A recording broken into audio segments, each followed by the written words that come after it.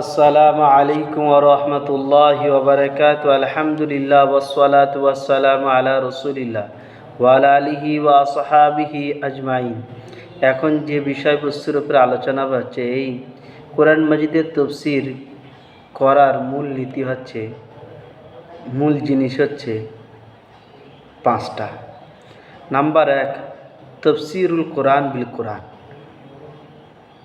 তাফসীর বিল কোরআন যে কোরআনের একটা আয়াত অনেক সময় ইশারা করা থাকে, অপর একটা আয়াতে সেটা বিশ্লেষণ করে বলা হয়, ওই জন্য নাম দেওয়া হয়েছে তাফসীরুল কোরআন বিল কোরআন।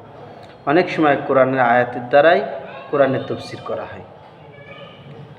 যেরকম আল্লাহ তাআলা কোরআনের মধ্যে বলেছেন, আল্লাহু নাজ্জালা আহসানাল হাদিসি কিতাবাম মুতাশাবিহা। আল্লাহ সবচেয়ে সুন্দর বাণী কিতাব আকারে নাজিল করেছেন, যা পরস্পর সদৃশ্যপূর্ণ। সূরা জুমারাত 23 নম্বর আয়াত। নাম্বার 2, তাফসীরুল কোরআন বিস সুন্নাহ, অর্থাৎ রাসূল পাক সাল্লাল্লাহু আলাইহি সাল্লাম এর হাদিসের মাধ্যমে কোরআনের তাফসীর করা। যেরকম আল্লাহ তাআলা কোরআন মাজিদের মধ্যে বলেছেন, ওয়ানজালনা ইলাইকা যিকরা লিতুবাইয়িনা লিন-নাস মা নুজ্জিলা ইলাইহিম ওয়া লাআল্লাহুম ইয়াতাফাক্কারুন। আমি তোমার প্রতি এই উপদেশবাণী নাজিল করেছি, যাতে মানুষের প্রতি যা নাজিল হয়েছে তুমি তা সুস্পষ্টভাবে ব্যাখ্যা করে বুঝিয়ে দিতে পারো, এবং তারাও যেন চিন্তা ভাবনা করে। সূরা নাহাল 44 নম্বর আয়াতের মধ্যে বলা হয়েছে। নাম্বার 3, তাফসীরুল কোরআন বিল আকওয়ালি সাহাবা। অনেক সময় সাহাবীগণের উক্তির মাধ্যমে কোরআনের তাফসীর করা হয়। সাহাবীগণের মত অনুসারে কোরআনের তাফসীর করা হয়,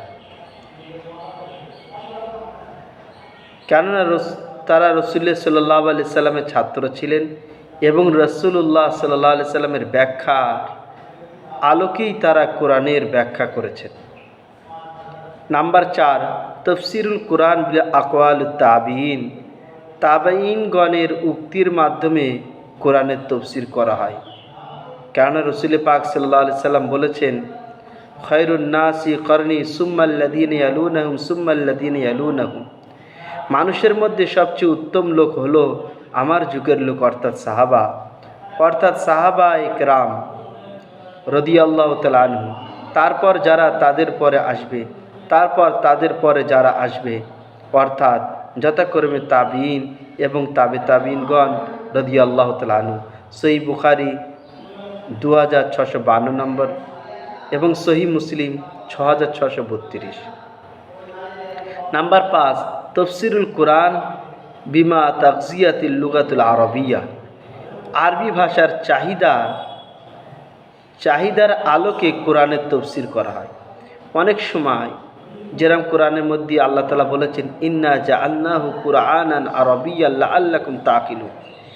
কেননা আল্লাহ তাআলা আরবি ভাষায় কোরআন নাজিল করেছেন। আল্লাহ তাআলা ইরশাদ করেন, ইন্না জাআলনাহু কুরআনান আরাবিয়্যান লাআল্লাকুম তাকিলুন। আমি এটা আরবি ভাষায় কোরআন রূপে অবতীর্ণ করেছি, যাতে তোমরা বুঝতে পারো। সূরা যুখরাফ 3 নম্বর আয়াত। কোরআনে অনেক সময় এক একটা শব্দ তার ডিকশনারি দেখতে হয়, ওই জন্যই তার বলা হয়েছে তাফসীরুল কোরআন বিমা তাগজিয়াতিল লুগাতুল আরবিয়া। লুগাত মানে হচ্ছে ডিকশনারি।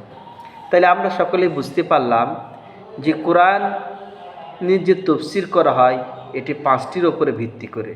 একটা কোরআনকে তাফসীর করা হয় কোরআনের আয়াতের মাধ্যমে, একটা কোরআনকে তাফসীর করা হয় রাসূল পাক সাল্লাল্লাহু আলাইহি সাল্লামের সুন্নতের মাধ্যমে, অর্থাৎ রাসূলের হাদিসের মাধ্যমে।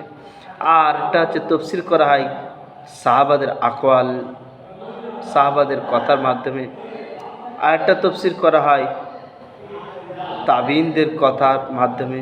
আর একটা তাফসীর করা হয় লুগাতের উপরে ভরসা করে। এই 5টা জিনিস কোরআনের তাফসীর করার জন্য সামনে রেখে এই 5টার মধ্যে থেকে যে কোনো একটা দিয়ে কোরআনের তাফসীর করা হয় যখন যেটির প্রয়োজন পড়ে। নাম্বার 1, তাফসীরুল কোরআন বিল কোরআন। কোরআনের আয়াত দিয়ে কোরআনের আয়াতের তাফসীর।